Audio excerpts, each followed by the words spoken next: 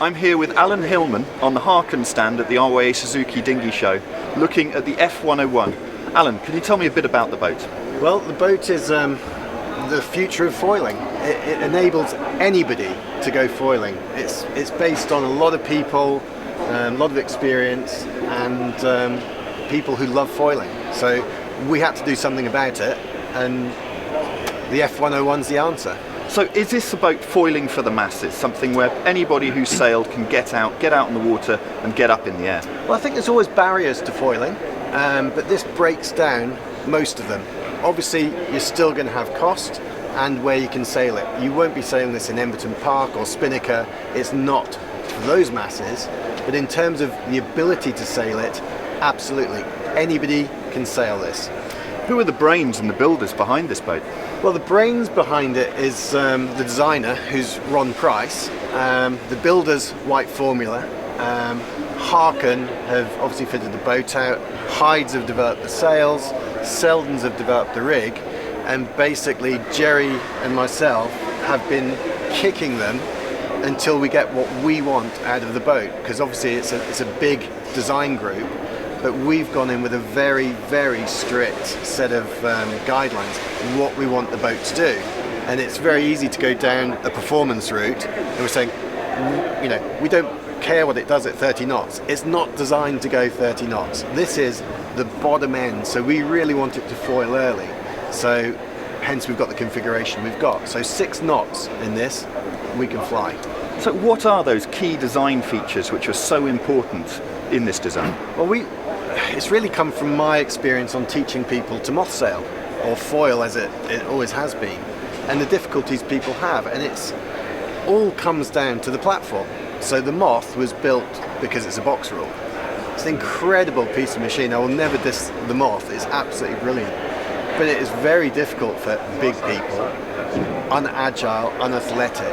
And if you look at the percentage of time you foil versus the potential time you do everything else, you're probably 1% foiling and 99% swimming, boat wrestling, and just knackering yourself out within 5 minutes. So the whole learning process is really slow, and you don't get to foil.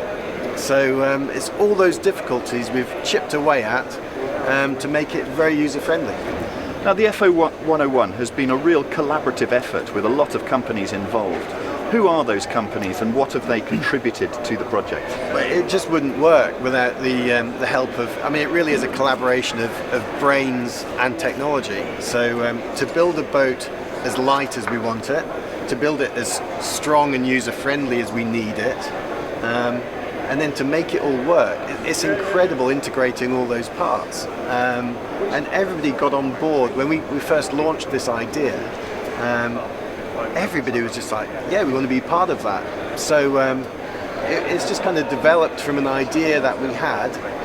And I think whenever you have an idea, a lot of people might raise an eyebrow. But everybody, we said, this is kind of what we had in mind. And everybody in the industry we spoke to said, yeah, we like that. We think that'll work. A lot of them said, yeah, that'll fly.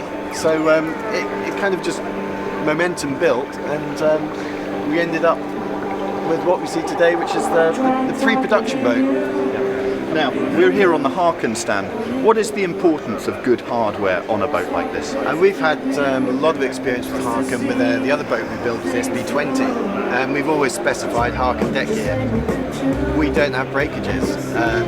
Reliability is absolutely key. You've got to trust your hardware. And we've never had any problems with our Harken deck gear on the SB, so it was a really easy choice. They're a current partner of ours. It was an easy decision to use Harken again, and you know, they have been, you know, finding the right part to do the job we need to do. They've been absolutely brilliant. I mean, if you get time to look at our new furler, which they've developed specifically for this boat, it's key to the boat working. If it doesn't furl, the boat doesn't work. So you know, we found really good solutions for all that. Now, Alan, you're based down in Mar Menor, where you've got the sunshine, great winds and shallow water and no waves to get out on the water.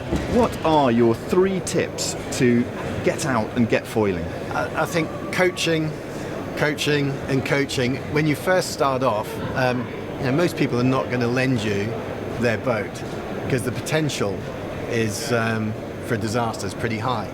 So you need to learn to do it safely, and you need to learn so you don't break your boat, and you need good coaching. People to tell you what to do, to guide you through that process. And the coaching in real time, so we use obviously safety equipment, but having duplex communication all the time with the person in the boat, you can speed up that whole learning process, so foiling actually does become attainable to everybody. So when coaching, you can talk to people out on the water and give them the tips as to what they're doing without having to shout from a rescue boat. Yeah, you can't, if you think you're going along at 20 knots, the noise of the engine, people are pretty excited at that stage as well, and they don't really want to turn around and look at you, because they do when they hear your voice. So being able to communicate real, it's not sheet in, oh, too late.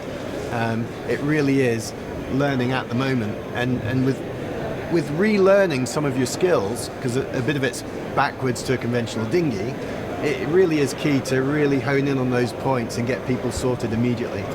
Now, I hear there's a competition so that people can actually get out on the water and get some of that coaching. Can you tell me a bit about that? Yeah, absolutely. So we've partnered up with Provela in Spain and Harken here, and so we're running a chance to win 2 days to come out to Spain and test fly the F101. There's already been a lot of interest in the boat. When is it actually going to be out on the market and out on the water? So it's out on the water now, and we've just built 2 pre-production boats, so they're going to be available for the people who've already booked a build slot. So they're coming in to sail the boat and get familiar with it. And the first production boats will be rolling off in time for the summer. Well, Alan, thanks very much for your time, and all the best with the F101. It's looking like a fantastic boat. Brilliant. Thank you very much.